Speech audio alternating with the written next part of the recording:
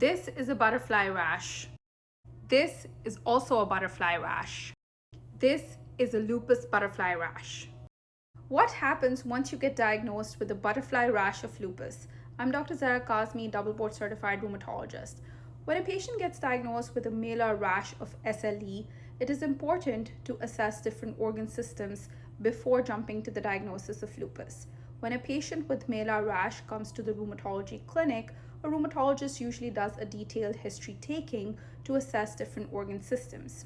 For instance, one of the first things we ask is whether there has been any other skin rashes, any patches of hair loss, any mouth ulcers, any joint involvement, because these are the common symptoms. We also probe for any significant past medical history of illnesses such as pericarditis or inflammation around the heart, inflammation around the lungs such as pleuritis, or any prior history of kidney damage.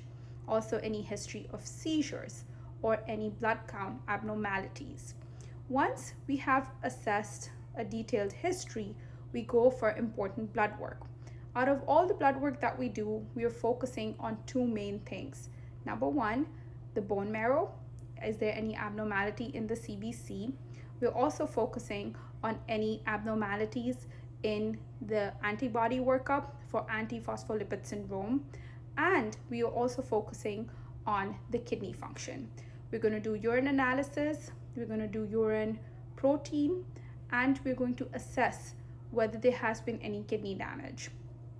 Once all the workup is complete, we try to put the things together and see if the clinical picture fits lupus.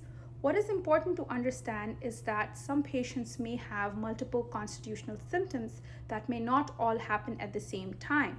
For instance, fever, for instance, weight loss.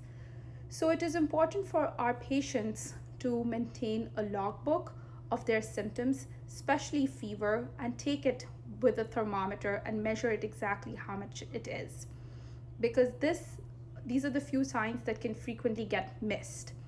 It is very unusual for rheumatologists to diagnose lupus on the very first visit, and most of the times it requires multiple visits before they can reach a diagnosis. If you found this helpful, follow me for more autoimmune content.